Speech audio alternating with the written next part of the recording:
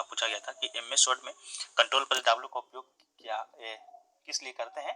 तो control plus W का जो उपयोग दोस्तों आपका एमएस वर्ड में दस्तावेज को बंद करने के लिए एक शॉर्टकट कुंजी है। ठीक है, तो अगर आपका क्वेश्चन इस प्रकार आया होगा कि एमएस वर्ड में दस्तावेज को बंद करने के लिए एक शॉर्टकट कुंजी कौन सा है, तो ये दोस्तों आपका कंट्रोल प्लस डब्ल्यू है, जो कि इसका राइट आंसर हो जाएगा। ठीक है, तो वीडियो में अगर दोस्तों इससे पहले आपको बता दें सिलेक्शन वर्सेस सेल के बारे में, जो कि दोस्तों आपका टेक्स्ट बुक ऊपर चल रहा है, जिसमें दोस्तों आपका टेक्स्ट बुक का जो ईयरली पास है मात्र 269 रुपए में मिलेगा।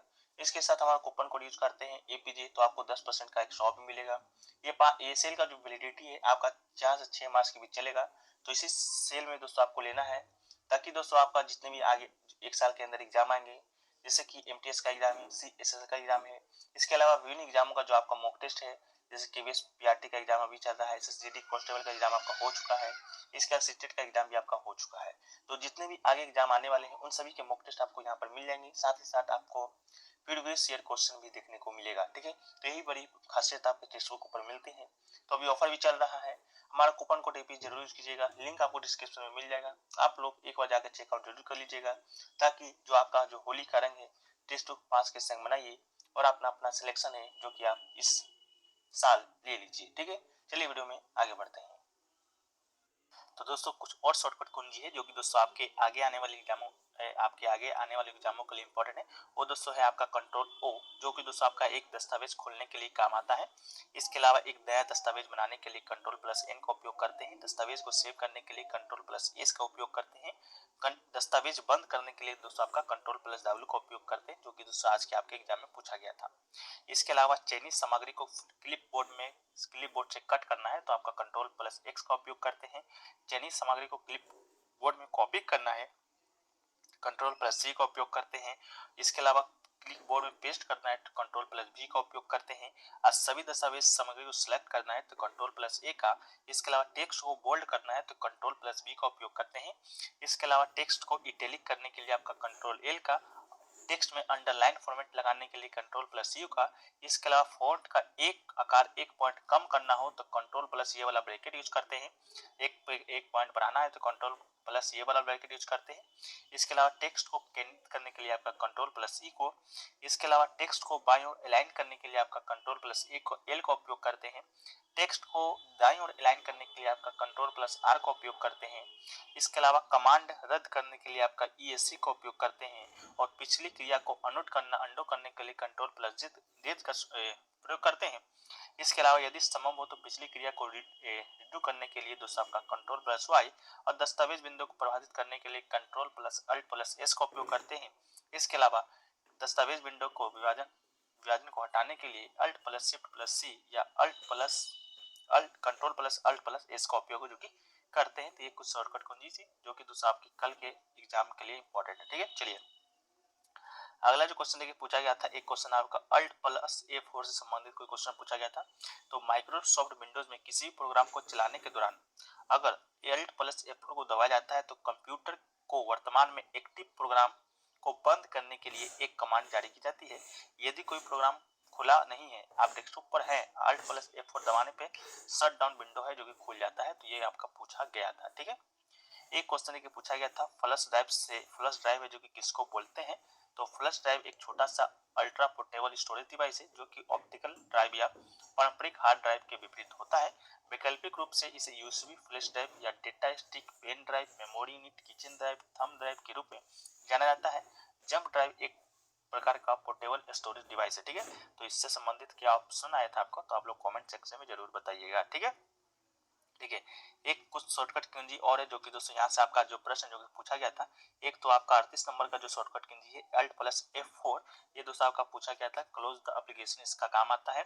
इसके अलावा एक आपका A41 है जो कि आपका अल्ट प्लस इंटर है, ये पूछा गया था to view properties of the selected item. ठीक है, तो इसके लिए दोस्तों आपका पूछा गया था 38 और 41। इसके अलावा कंट्रोल प्लस होम का उपयोग दोस्तों आपका go to start of document के लिए करते हैं। कंट्रोल प्लस इन का उपयोग आपका go to in the document के लिए करते हैं। कंट्रोल F4 का प्लस एक्टिव फाइल को क्लोज करने के लिए। इसके अलावा कंट्रोल F+4 का उपयोग आपका क्लोज एप्लीकेशन के लिए।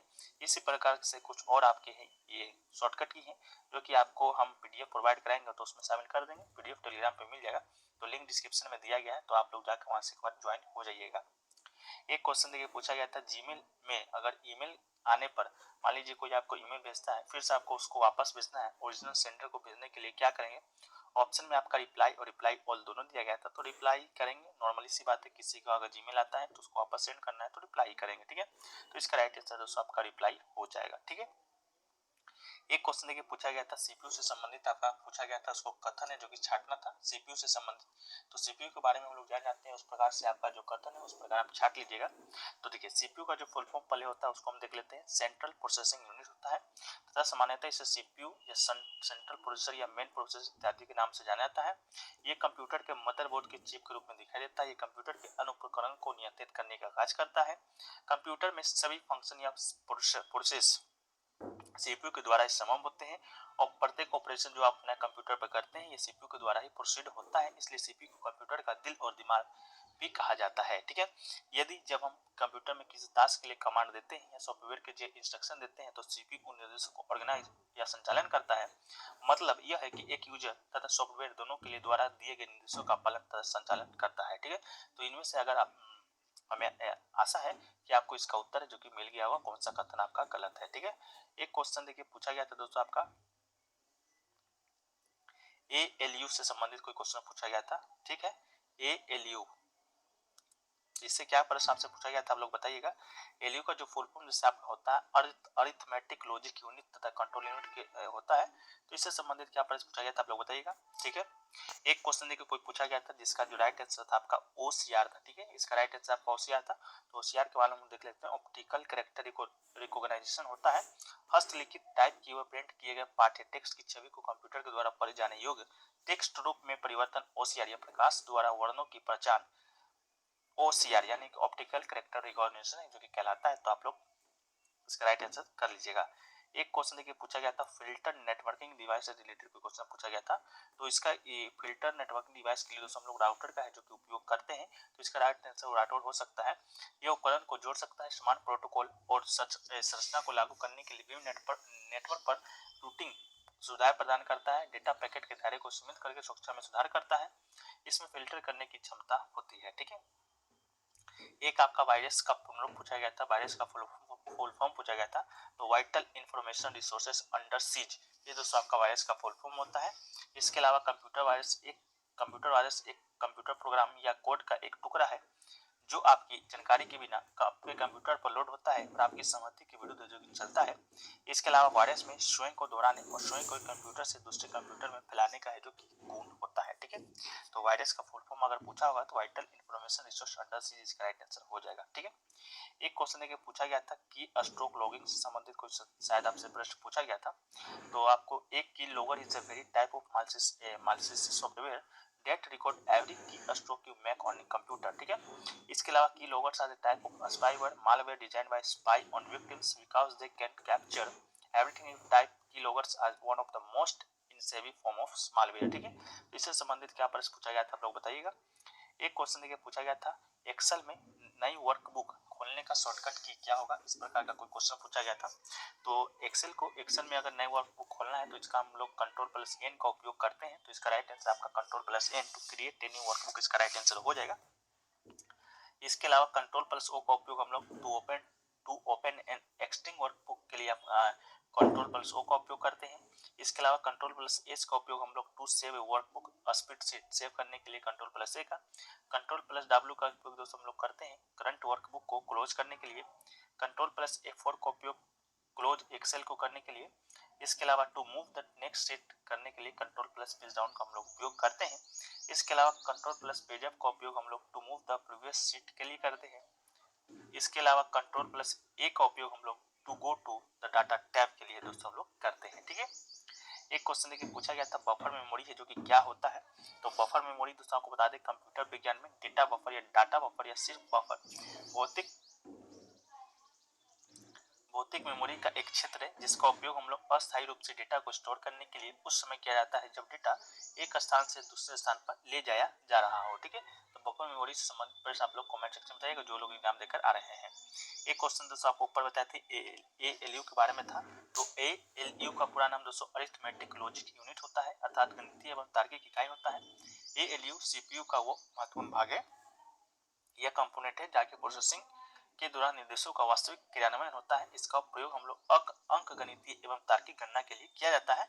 तो आप लोग कमेंट सेक्शन में जरूर बताइएगा एलयू से क्या संबंध है, प्रश्न है जो कि आपको देखने को मिला था। ठीक है, एक प्रश्न देखिए जो आपसे एक और प्रश्न गया है, ये पूछा गया था where does malware typically hide. ठीक है, तो malware is usually distributed through the malicious website image and software malware can also hidden in the अंदर files such a image document files और even in seemingly innocuous file such a extra file. ठीक है, तो ये आपका malware typically hide से संबंधित प्रश्न है जो कि आपके एग्जाम में आज पूछा गया था। ठीक है, तो ये सभी प्रश्न दोस्तों आपके आज के एग्जाम में पूछे गए हैं।